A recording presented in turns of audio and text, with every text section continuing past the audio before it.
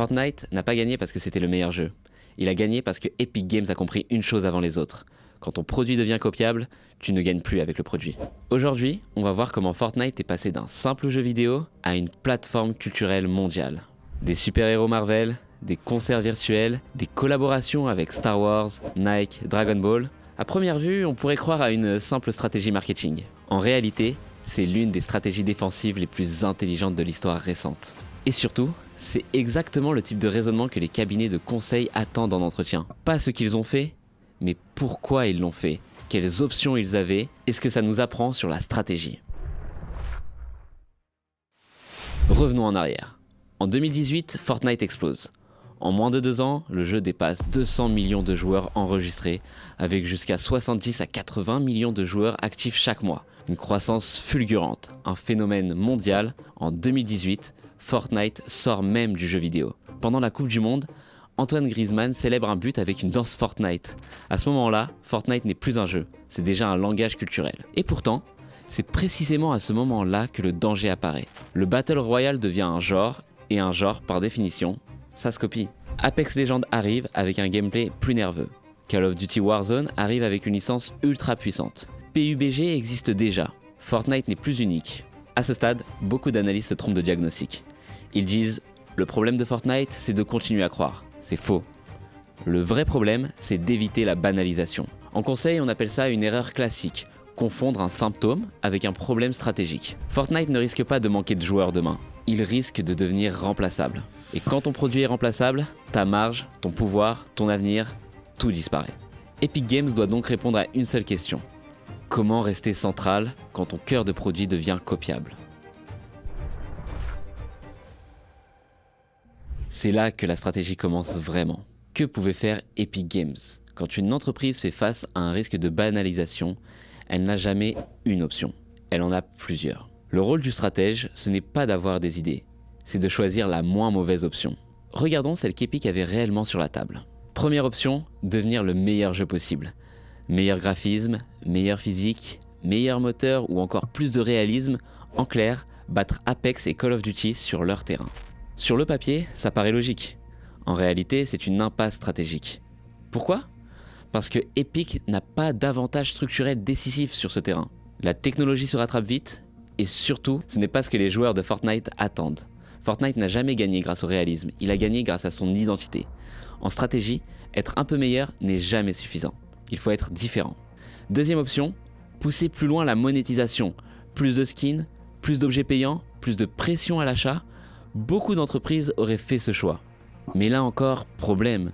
Cette stratégie fatigue la base de joueurs, réduit la durée de vie du jeu, transforme Fortnite en simple machine à cash, et surtout, elle n'adresse pas le vrai problème.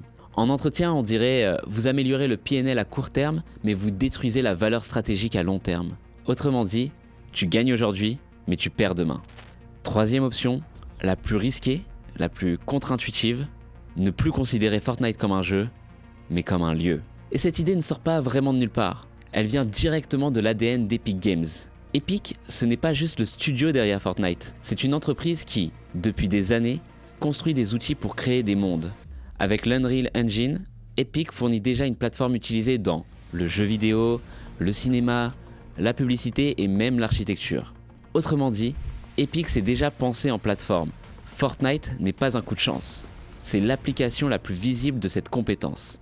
Fortnite ne sera donc plus seulement un Battle Royale, ce sera une scène de concert, un espace social, un média interactif et une plateforme culturelle. Concrètement, quand on dit plateforme, ça veut dire quoi ? Sur Fortnite, tu peux jouer, évidemment, assister à des concerts en direct, participer à des événements temporaires, explorer des mondes créés par d'autres joueurs, ou encore te retrouver avec tes amis même sans jouer. Fortnite devient un endroit où tu passes du temps, pas seulement un jeu auquel tu joues. À partir de là, les concurrents ne sont plus seulement Apex ou Warzone, ce sont YouTube, Twitch, Netflix ou encore Instagram.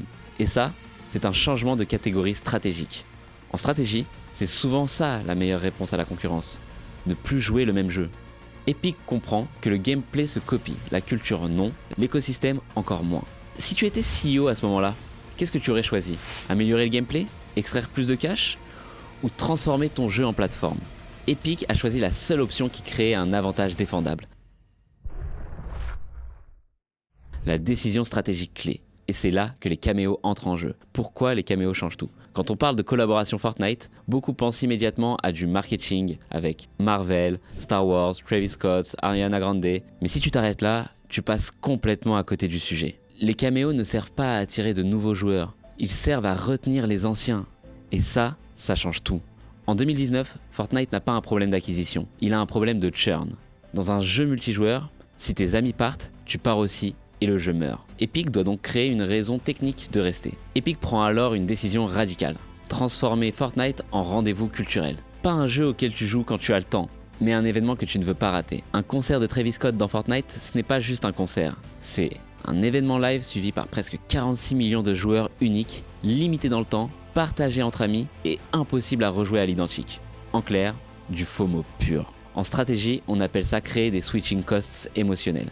Tu ne restes plus parce que le gameplay est meilleur, tu restes parce que partir te fait rater quelque chose. Maintenant, regardons le système dans son ensemble. Chaque collaboration apporte un univers déjà connu, une communauté existante, une puissance médiatique externe et surtout, Epic ne paye pas tout ça en marketing classique. Chaque partenaire communique sur l'événement, pousse Fortnite auprès de son audience et transforme ses fans en visiteurs du jeu. Résultat, Epic externalise son marketing, réduit son coût d'acquisition et amplifie sa portée culturelle. Un concurrent peut copier un mode de jeu, une map, une mécanique, mais il ne peut pas copier des accords exclusifs, une crédibilité culturelle et une base d'utilisateurs émotionnellement engagés. Fortnite devient donc structurellement défendable. À ce stade, Fortnite ressemble moins à un jeu et plus à une plateforme, comme Apple avec l'App Store, YouTube avec les créateurs, ou encore Netflix avec ses contenus exclusifs. Les caméos ne sont pas le produit, ce sont les compléments qui rendent le produit incontournable.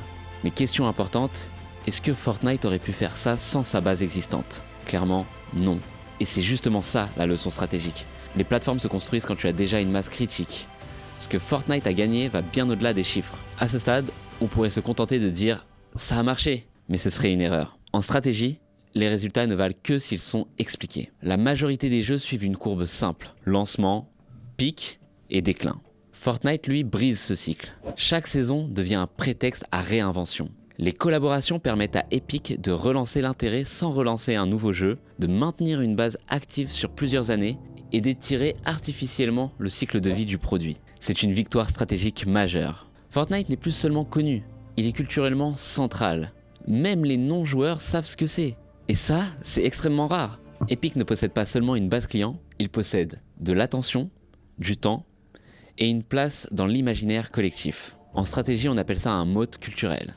Un moat culturel, c'est quand une marque devient une référence partagée, même par des gens qui ne sont pas clients. Fortnite n'est pas seulement joué, il est reconnu, cité, imité et détourné. Et ça, aucun concurrent ne peut l'acheter ou le copier rapidement. Tu peux copier un jeu, mais tu ne peux pas copier une place dans la culture. Chaque collaboration devient un événement, une annonce virale et du contenu partageable. Epic n'a plus besoin de pousser Fortnite. Ce sont les partenaires qui le font pour lui. Autrement dit, moins de dépenses marketing classiques, plus d'earned media, en gros on parle de toi sans que tu payes, et une efficacité croissante avec le temps. C'est exactement ce que recherchent toutes les plateformes. Maintenant, la partie la plus importante. Ce cas n'est pas un cas Fortnite, c'est un cas de stratégie universelle. Si tu restes sur le terrain du produit, tu perds. Si tu montes au niveau de la plateforme, tu deviens défendable. Epic n'a pas gagné avec plus de technologie, il a gagné avec plus de sens. Les émotions créaient des barrières plus solides que le code. Epic ne cherchait pas à grandir plus vite, il cherchait à ne pas mourir. Et paradoxalement, c'est ce qui l'a rendu plus fort. Si tu devais retenir une seule chose de cette vidéo, la stratégie ce n'est pas optimiser, c'est choisir où tu ne veux plus jouer. Et si Fortnite n'était qu'un début? Parce que cette logique dépasse largement le jeu vidéo. Si tu regardes Fortnite uniquement comme un jeu, tu passes à côté de l'essentiel. Fortnite est un cas d'école de stratégie moderne. Pas parce qu'il a grandi vite, mais parce qu'il a survécu intelligemment. Epic Games a compris 3 choses fondamentales. Le gameplay se copie, l'attention est rare, et la culture crée des barrières que la technologie ne créait pas. Et à partir de là, ils ont arrêté d'optimiser un jeu pour construire une plateforme. En entretien de conseil, ce n'est pas ce que tu sais qui compte. C'est ta capacité à identifier le vrai problème, comparer des options et assumer un choix stratégique. Exactement ce qu'on vient de faire ici. Cette émission, ce n'est pas des histoires d'entreprises qui ont réussi, c'est comment penser comme un stratège à partir de cas réels. Et si tu veux travailler en conseil en stratégie ou en conseil en management, c'est ce muscle-là que tu dois entraîner. Alors si ce format t'a plu, abonne-toi à la chaîne Dis-nous en commentaire quel cas tu veux voir ensuite. Et si tu veux aller plus loin et t'entraîner vraiment aux entretiens de conseil, c'est exactement ce que fait Training You. La stratégie, ce n'est pas prévoir l'avenir, c'est construire quelque chose que les autres ne peuvent pas copier. À très vite pour un nouveau cas.